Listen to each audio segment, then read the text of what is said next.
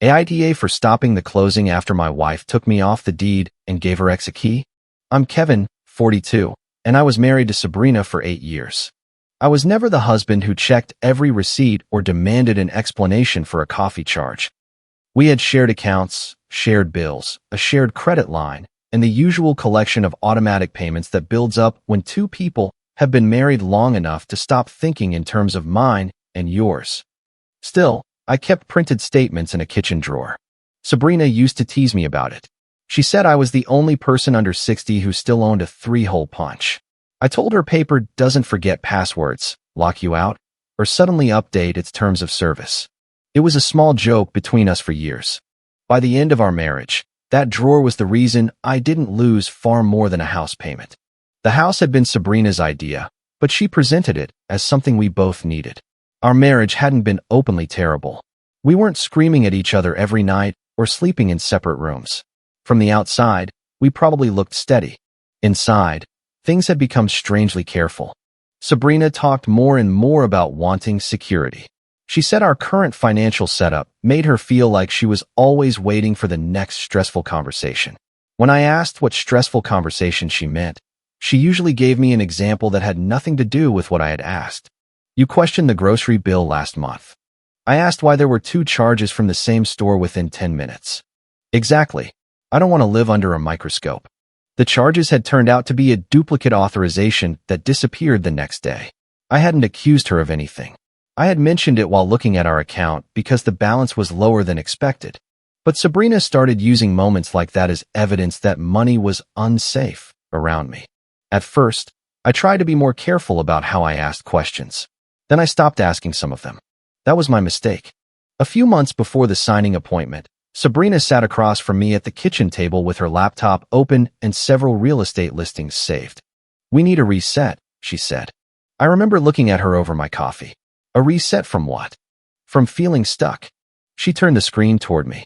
The house she liked had a wide front porch, a renovated kitchen, and one of those bright, staged living rooms where nobody apparently owned a charging cable or an unopened piece of mail. She talked about hosting holidays there. She talked about turning one of the rooms into a quiet space. She talked about how a new house would give us something to build together instead of constantly revisiting old tension. I wanted to believe her. For years, I had thought patience was part of protecting a marriage. I believed that not reacting to every sharp comment made me steady. I believed giving someone the benefit of the doubt made them more likely to give it back.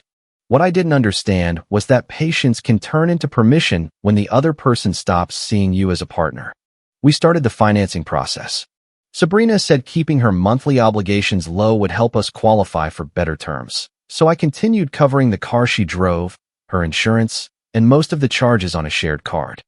I paid down the credit line after she used it for inspections, small deposits, and several house-related expenses she said would be reimbursed at closing. I didn't mind carrying more of the upfront cost because I believed the home would belong to both of us.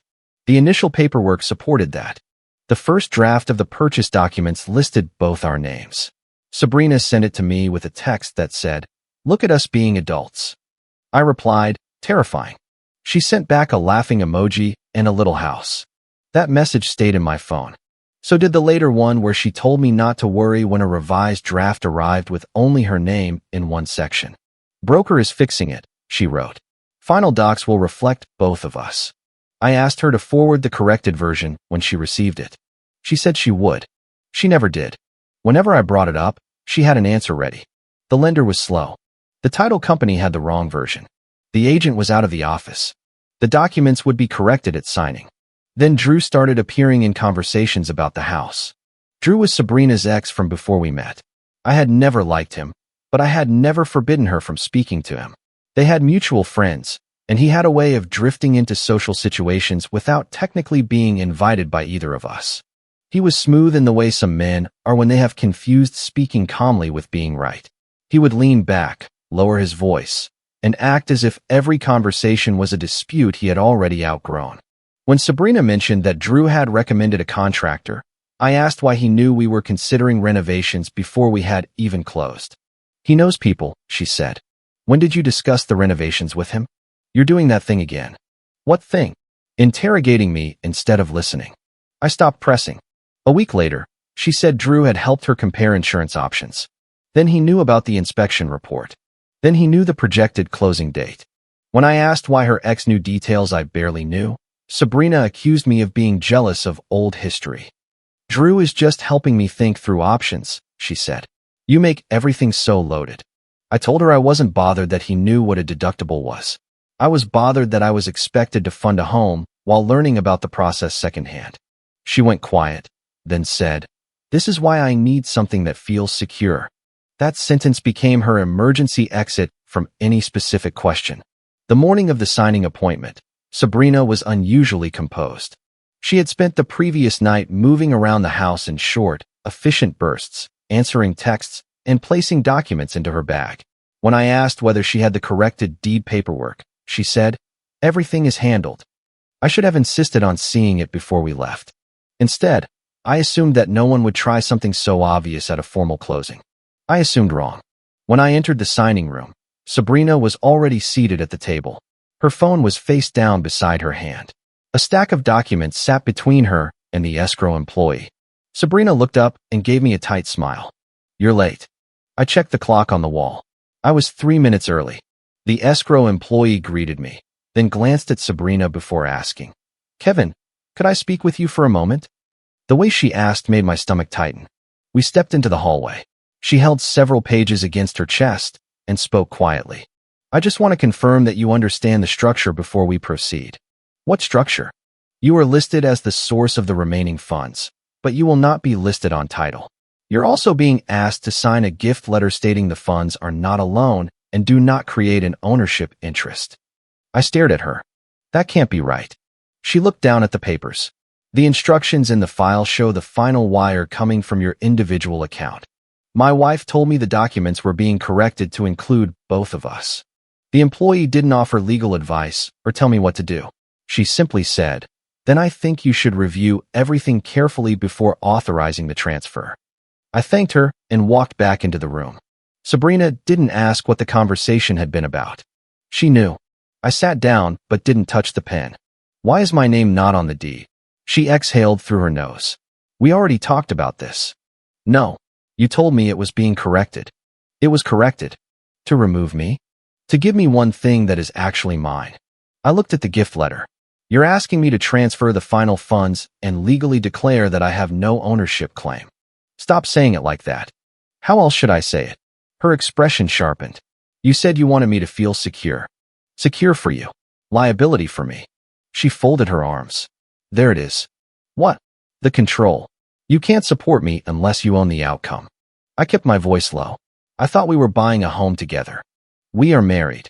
"That doesn't answer the question. If you loved me, you wouldn't need your name on every document." It was such an absurd sentence that for a second I thought I had misunderstood her. I looked at the escrow employee. She was focused on her computer, giving us as much privacy as she could without leaving the room. Then the door opened. Drew walked in holding a spare key on a bright metal ring from a hardware store. He wore a button-down shirt with the sleeves rolled up and carried himself like he had arrived to resolve something mildly inconvenient. Sabrina didn't look surprised to see him. That was the moment the room changed. Drew gave me a small nod. "Kevin." I looked at the key in his hand. "What is that?" He glanced down as if he had forgotten he was holding it. Sabrina had a copy made. "A copy of the key to the house we haven't closed on." "It's for planning," Sabrina said quickly. "Planning what?" Drew stepped farther into the room.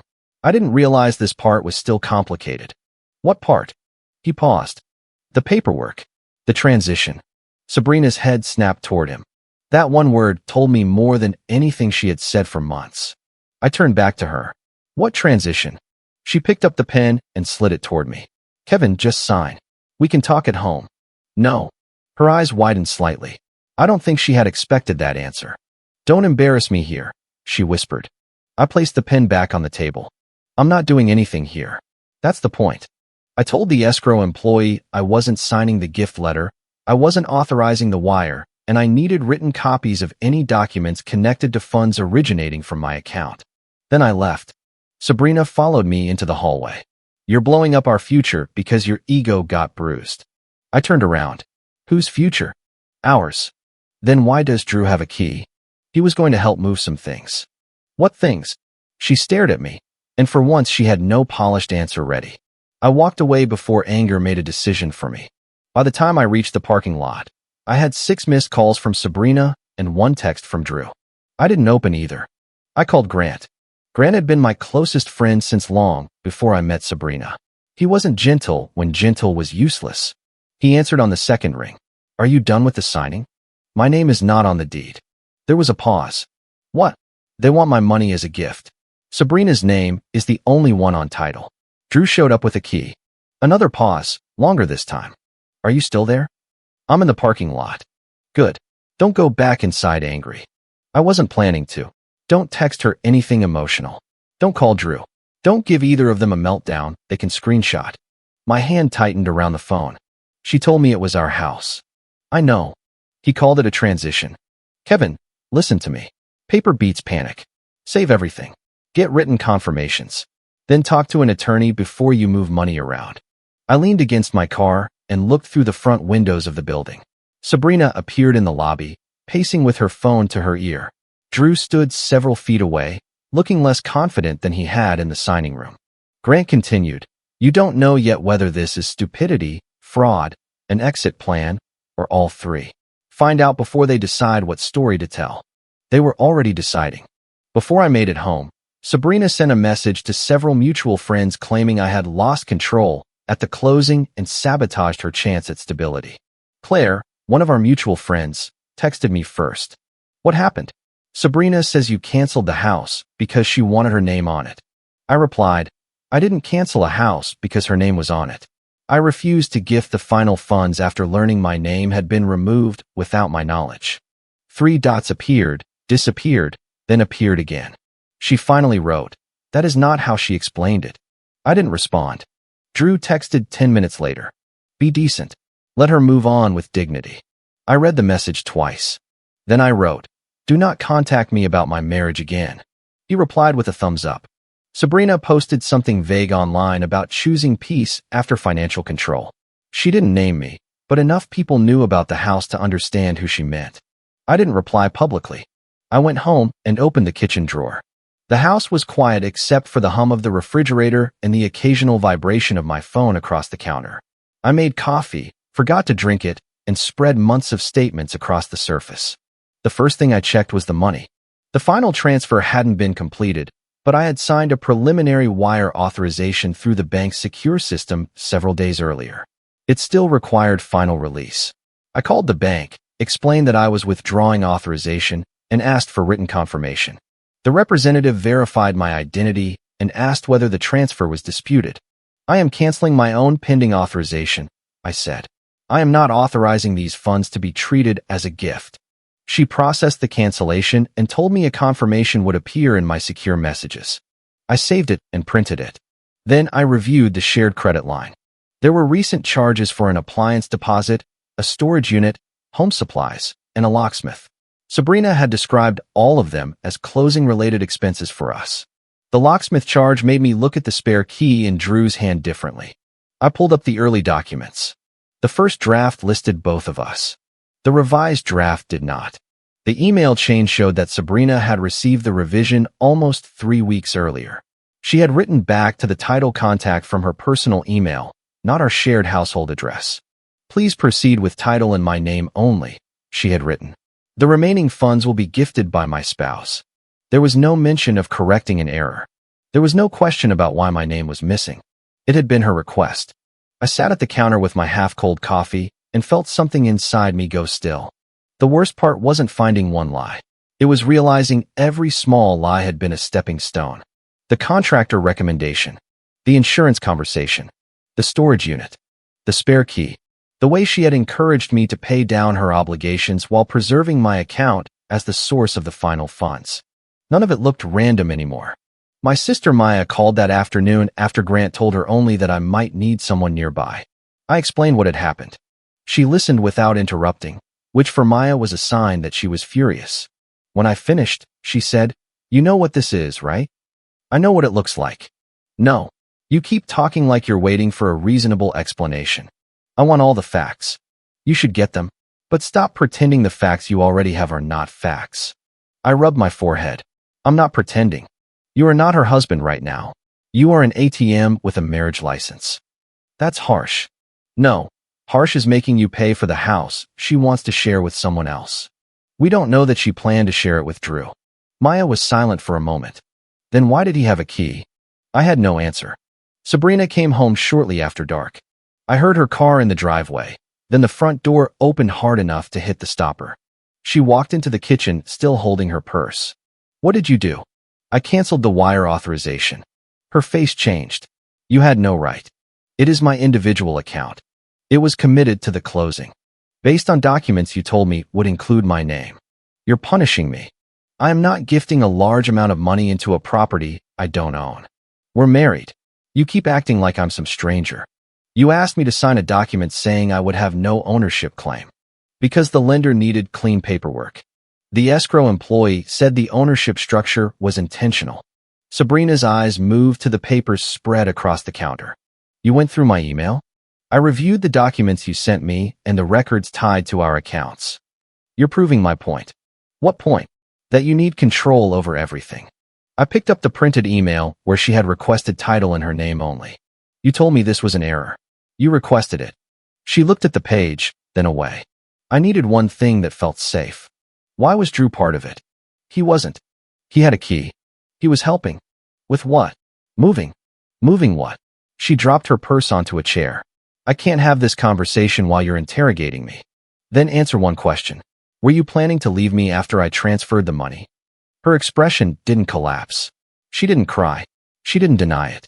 Instead, she said, I have felt alone in this marriage for a long time. That was an answer. Not a complete one, but enough. I nodded slowly.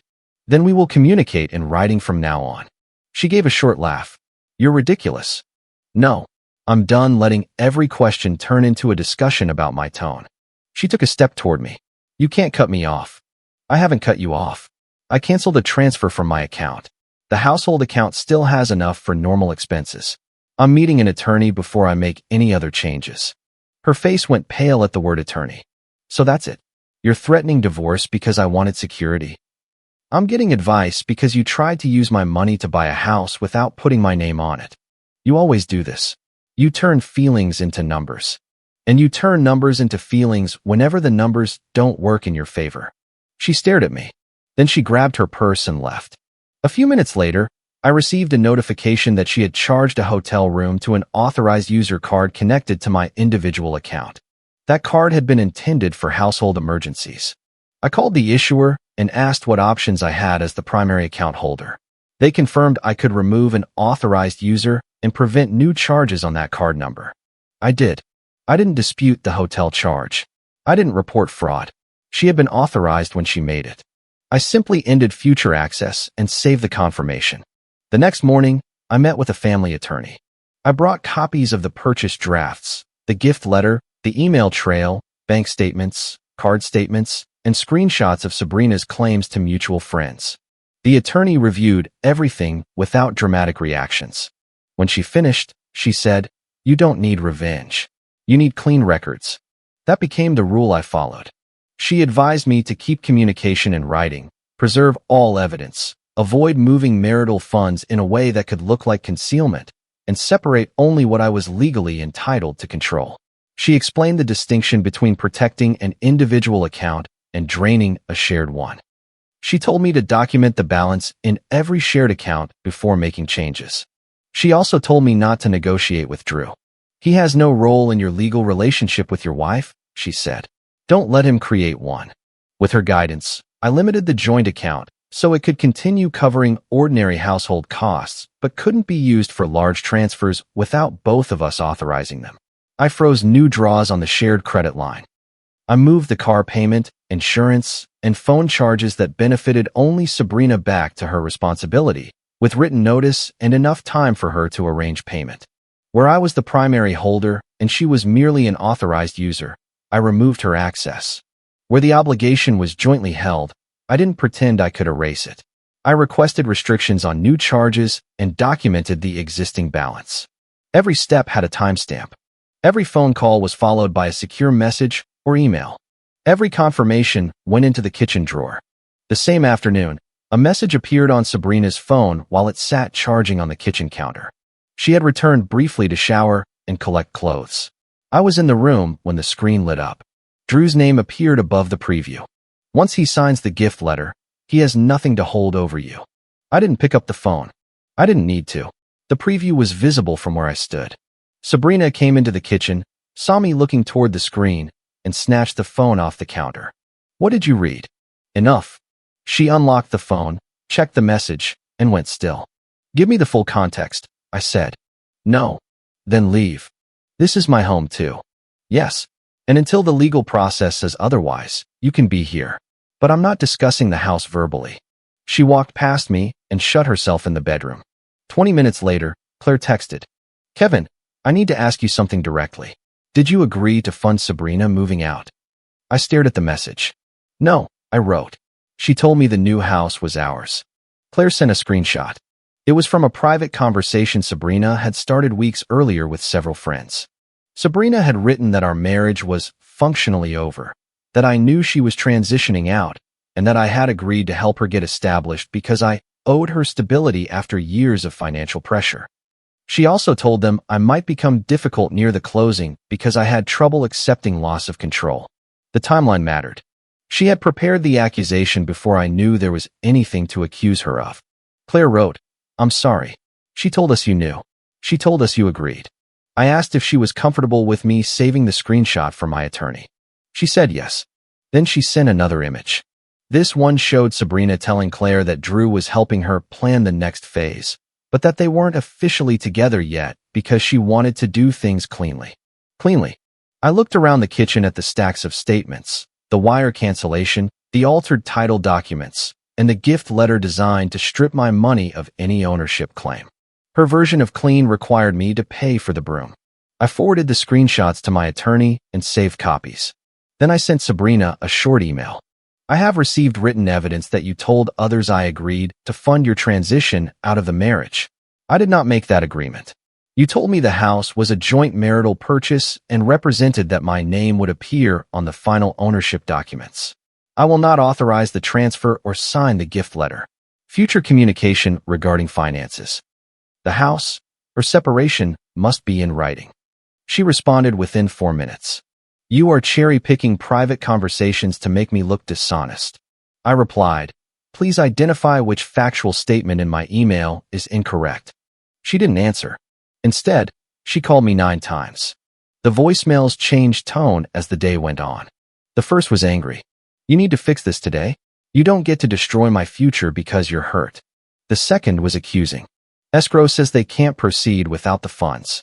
This is financial abuse, Kevin. The third was controlled.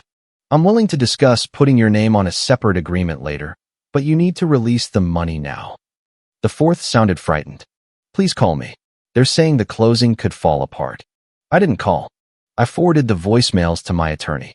Escrow sent me a written confirmation that the wire authorization had been canceled at my request as the account holder. They also confirmed the closing couldn't proceed unless Sabrina provided replacement funds and satisfied the lender's conditions. I didn't ask them to cancel the purchase. I didn't have to. The purchase depended on money I no longer consented to give away. 2 days later, Sabrina arrived at the house with Drew. There were moving boxes in the hallway by then. She had packed clothes, framed photos, and several kitchen items. She hadn't told me where she planned to go, and I didn't ask. Drew stood behind her with his hands in his pockets. I remained near the living room doorway. Sabrina held up her phone. You need to reinstate the wire. No. You're humiliating me. I'm not discussing this verbally. You've sent enough emails. This is our marriage, not a business dispute. It became a business dispute when you handed me a gift letter. Drew stepped forward slightly. Can we lower the temperature here? I looked at him. You should leave. I'm trying to help Sabrina move forward. You are not part of this conversation. At some point, you have to let her move on. I almost laughed. Move on with what money? His jaw tightened. This isn't about money. The closing office disagrees. Sabrina shook her head. You see? This is what he does. Everything is leverage. I walked to the kitchen counter and picked up the printed timeline I had prepared. Not a speech. Not a performance. Just dates and documents. I set the pages down on the coffee table. The first draft listed both of us. I said, "Here it is." Sabrina didn't look. "You texted me that the revised draft was an error and would be corrected. Here is the message." Drew glanced at her. "You then emailed the title contact and instructed them to place the property in your name only. Here is that email." Sabrina folded her arms. "You told friends I had already agreed to finance your exit. Here is the screenshot." "That was private," she said. "It was also false." Drew shifted his weight. I continued. "You told them I might sabotage the closing because I was controlling. You wrote that before I knew my name had been removed. I was scared of how you would react. You planned my reaction before you gave me the truth." She looked at Drew, then back at me. I placed the final page on the table. "And Drew wrote that once I signed the gift letter, I would have nothing to hold over you." Drew's expression changed. Sabrina snapped. "You went through my phone." The message appeared on the screen in front of me. The rest came from documents and screenshots people voluntarily sent. Drew pointed at the page. "That message is out of context. What is the context where it's appropriate for you to discuss stripping me of a claim to money I earned?" He opened his mouth, then closed it. Sabrina's voice rose. "You're trying to ruin me." "No. You made me the villain before I even knew there was a story. I'm adding the missing pages." She stared at the timeline. I said, "You wanted me off the deed, but still on the bill. That is not trust. That is a trap." Drew rubbed the back of his neck. I didn't realize the funding side was still this unresolved. I looked at him. "You knew about the gift letter. I knew there was paperwork. You knew I was expected to sign away any claim. I was trying to support her. With my money." He looked away. Sabrina turned toward him. "Don't let him twist this." "I'm not twisting anything," I said. "The house can still close if you provide the funds. Either of you can pay." Neither of them spoke. That silence was the most honest moment of the entire confrontation. Drew liked being the man who rescued Sabrina from a controlling husband. He liked carrying a spare key and talking about transitions. He liked standing in my living room and telling me what a decent man should do. He didn't like the part where being the new man required actual money. Sabrina's voice dropped. "You know I can't cover that gap." "I know. And you're still doing this." "I'm refusing to finance my own replacement." Drew exhaled. "That's dramatic." "No.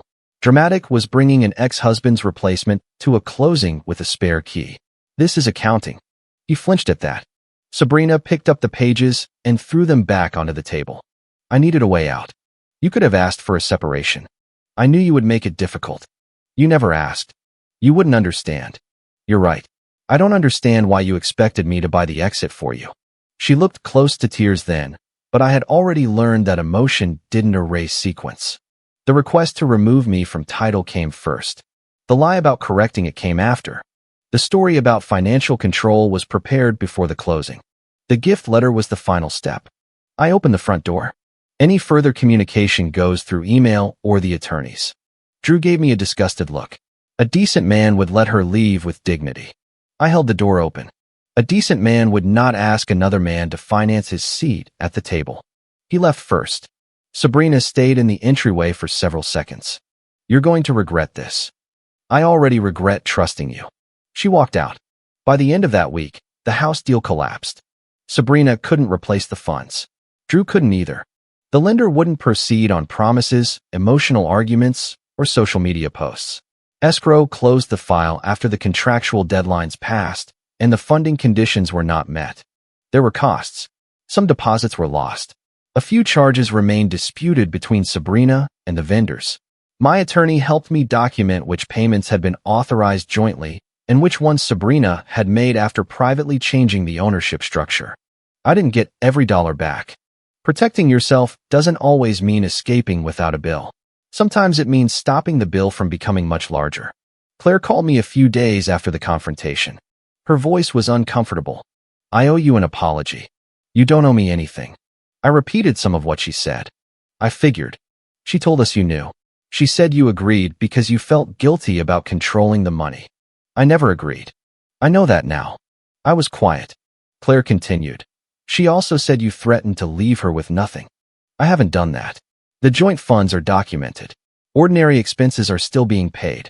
I removed her access only where I was the primary holder and she was an authorized user." I saw the timeline. I'm not asking anyone to pick sides. I'm asking people not to repeat lies. Claire said she understood. Over the next several days, other mutual friends stopped sending me accusations. A few apologized. Most simply went quiet. Sabrina's social media posts became less specific. The one about financial control disappeared. Then Drew's confidence began to crack. I heard some of it through Claire, and some through messages Sabrina sent me that had nothing to do with our legal communication. Drew had assumed the house was almost fully funded. He believed the only unresolved issue was my signature.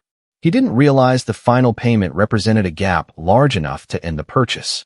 When Sabrina asked him to contribute, he said he needed time. When she asked whether she could stay with him, he said his situation was complicated. When she asked him to help with the car, insurance, and storage unit, he told her he hadn't planned for that level of expense. At one point, she sent me a screenshot of their conversation, apparently to prove he had misled her. Drew had written, "I thought you had this handled." Sabrina replied, "I did until Kevin decided to punish me." Drew wrote, "I can't cover that kind of gap." I didn't answer. Their financial disappointment was not my problem. The car became the next conflict. The loan was in my name because Sabrina's credit position had been part of our mortgage planning. I had been making the payments and paying the insurance while she drove it. Through my attorney, I gave her two options: qualify to assume the obligation properly by a set date, or return the vehicle and keys.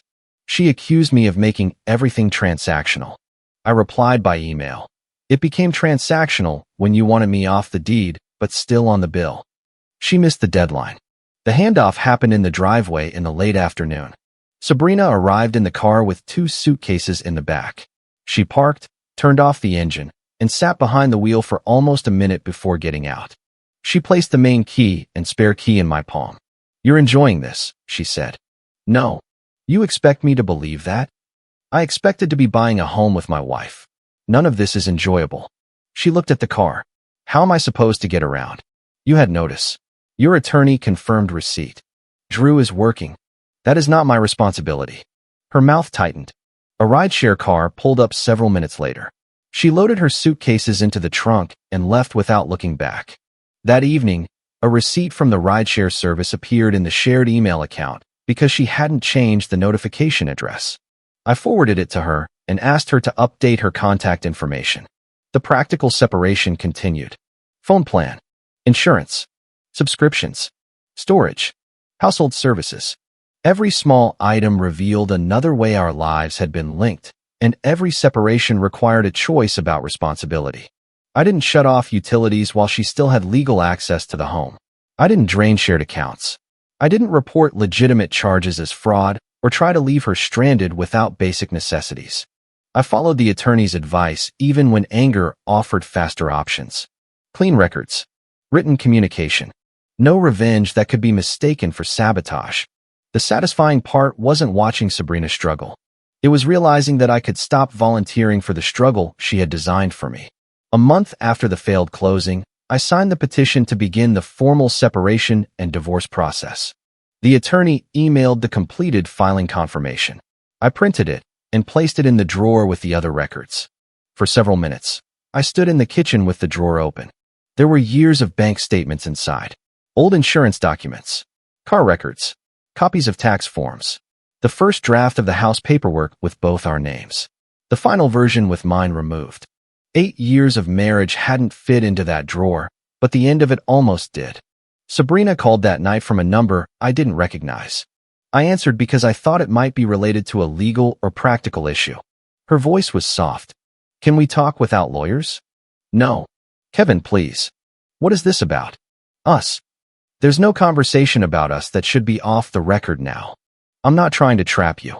The choice of word was almost unbearable. I sat at the kitchen table. "What do you want?" "I want you to understand that I was scared." "Of what?" "Of being stuck. Of having nothing that was mine. Of waking up 5 years from now and realizing I had no way to leave. You could have told me you wanted to leave. I didn't know how. So you built a trap for me instead?" She started crying. I was confused. Drew made things feel possible. He said I deserved security. Then Drew can provide it. That's not fair. No, it's exact. She took a shaky breath. I wasn't trying to take everything from you. You were trying to take enough. I thought you would be okay. With what? You've always been better with money.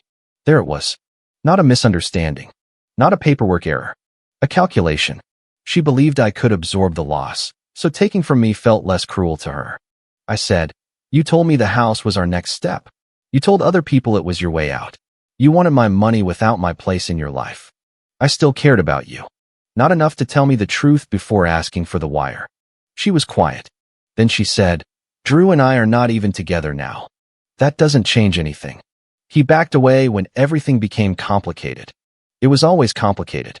He only noticed when the invoice reached him. She cried harder. A year earlier, hearing her cry would have made me apologize just to stop the pain in the room. I would have softened my language. I would have tried to find the version where both of us were equally responsible, because equal responsibility felt easier to repair. This time, I let the silence stay where it belonged. Sabrina finally said, "Is there really no way back?" "No. You can say that after 8 years? I can say it because of what you did during the 8th. She whispered my name. I closed my eyes. Then I said, "Future communication needs to be in writing." I ended the call. The divorce wasn't fast or painless. Sabrina argued that some of my financial boundaries had been punitive.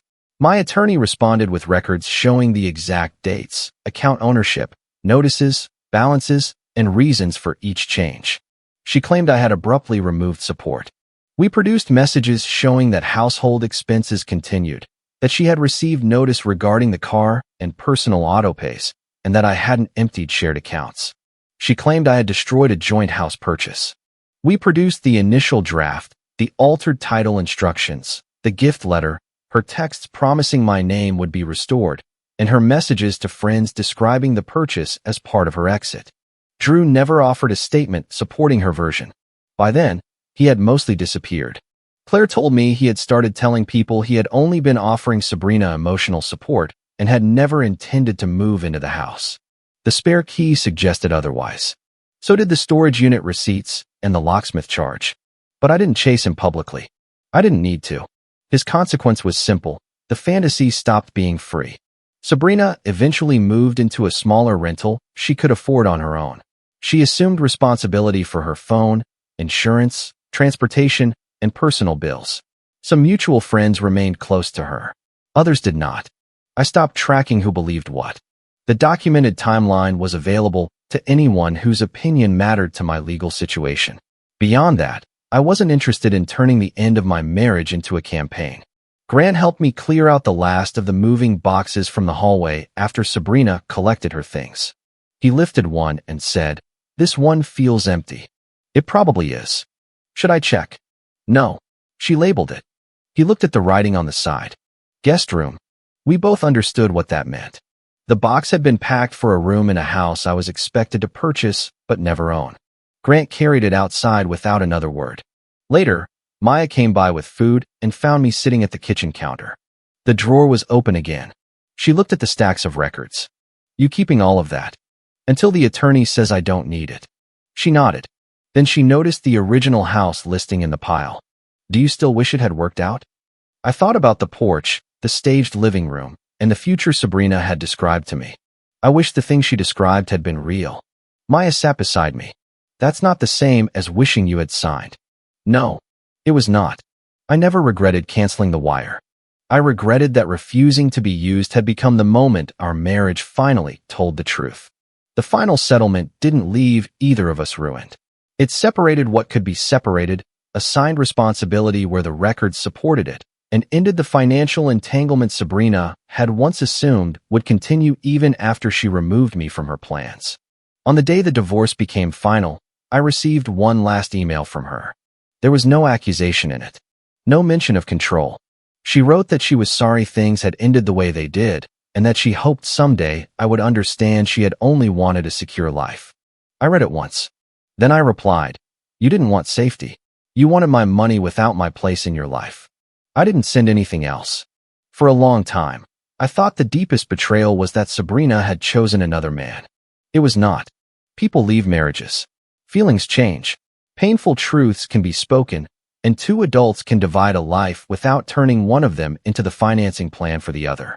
The deepest betrayal was that she expected me to pay for the future that excluded me, sign away any claim to it, and then accept blame when I noticed. She wanted me off the deed, but still on the debt. So I took myself off both. If you liked it, don't forget to leave a comment and support the channel by subscribing. See you in the upcoming stories.